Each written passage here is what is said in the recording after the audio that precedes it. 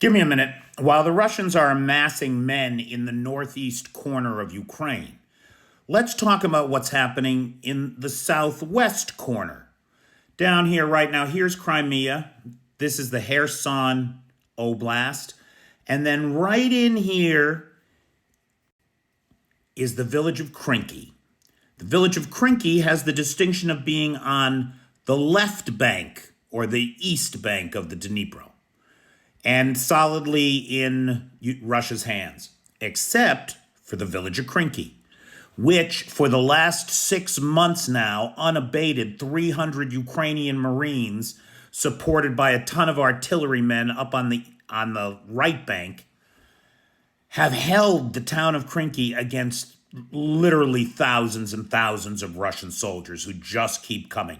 And you can see right now they're coming in from the east and from the northeast. That's what those red arrows there, as they try to pinch Krynky. Now, not only are they still battling it out down here, but the Russians have made multiple claims that they've taken it back. And every time they've been proved false, right? Now, it appears that there has been a shift in the momentum down here. According to the ISW, it's true that for some time now, Russian forces have been degraded to the point where they could make no successful attacks, and they have been rebuffed at every turn. It's got to be a hellscape for the Ukrainians, too. It's got to be a nightmare, but it's worse for the Russians.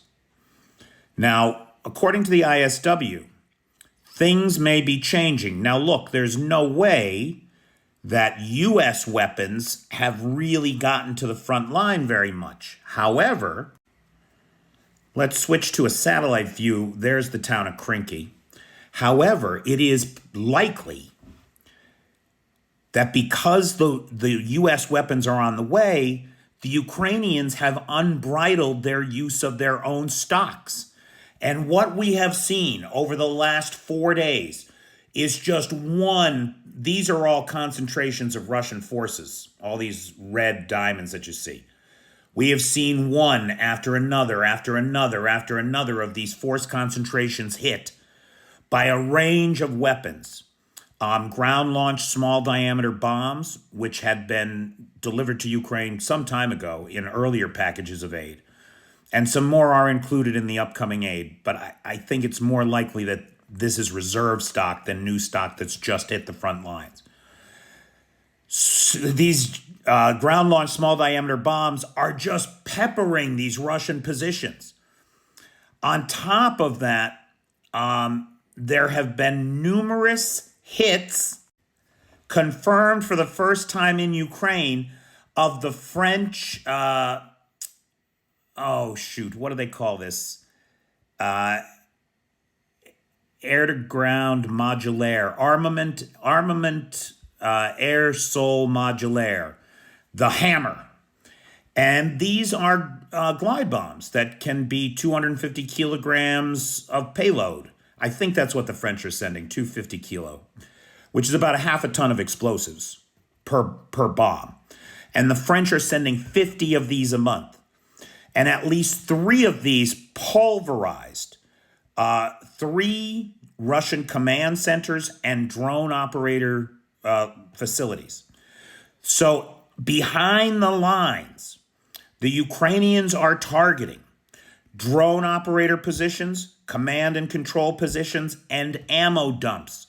And over the last 4 days, we've seen 24 targets obliterated with Western weapons. Now, not the U.S. aid that's on its way, but stuff they already had or just got from the French.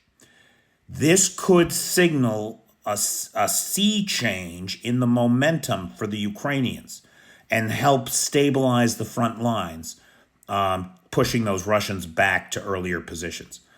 But that is yet to be seen. The heroic struggle of 300 Ukrainian Marines holding the town of Krynky for months on end against all that the Southern Command of the Russian army can throw against them is the amazing, miraculous story here.